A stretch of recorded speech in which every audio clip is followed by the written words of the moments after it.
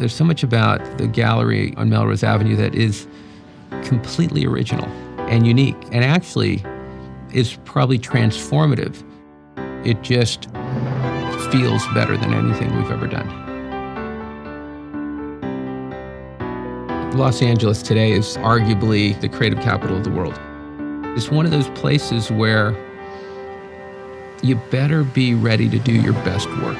If you don't, you're just going to blend in and nobody's going to care. You could feel that it was going to be something spectacular if you could pull all those things together. It would just attract a ton of people. So we had an opportunity here to build something from the ground up, but taking a traditional approach to Melrose would have been entirely the wrong thing to do. When I first visited, I thought, wow, the fabric of this street is pretty residential. That made an impact on me in terms of, how big the building should look in the context of the neighborhood.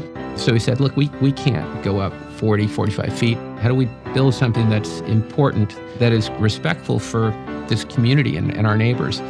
But we said, look, this is Los Angeles. This is one of the most important cities in the world. We have to do something that people haven't seen before. And it's never been done in West Hollywood. They had no commercial projects that had actually tried to do a green roof.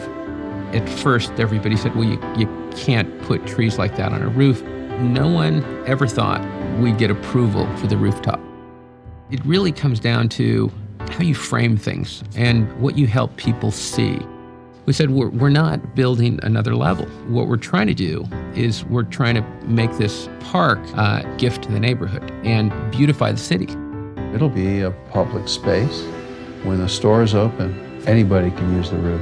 We've got a ping pong table up there, we've got a pool table up there, we've got fire pits up there. And what's interesting now is how many people are up there just enjoying the space and appreciating what we did.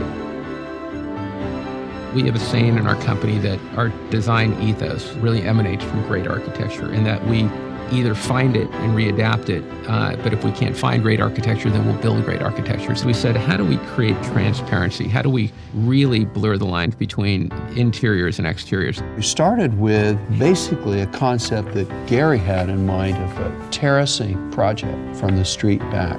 During the day, the whole store folds open, and you can look right in, you can walk right in. It feels nothing like a retail store. You really don't know for sure whether you're inside or outside when you're on the ground level. It's sort of an artful expedition, you might say. But there's a crowning touch that came together in a very unusual way. We were in Paris, and there is this 10-foot 11-foot sculpture of this winged goddess, right? And I think somebody said the word City of Angels. And then we thought about it and said, wait a minute, what about that sculpture sitting on the top of the Melrose store? An angel presiding over the City of Angels. You look up and you see this winged victory uplift at night or just beautiful during the day, and it's like she was always there. In terms of changing people's lives and thinking about the way they live, I can't think of a company that even comes close to doing what Gary's attempting to do. And I think that's an important part about who we are. We have a great level of empathy in our approach to design. And, our goal is to create harmony. And it's not a store. It really is a gallery of installations. The reaction we never thought we'd get, but the one that we now aspire to hear is people saying, oh my gosh, I just want to live here. People never say they want to live in a retail store, but we don't build retail stores.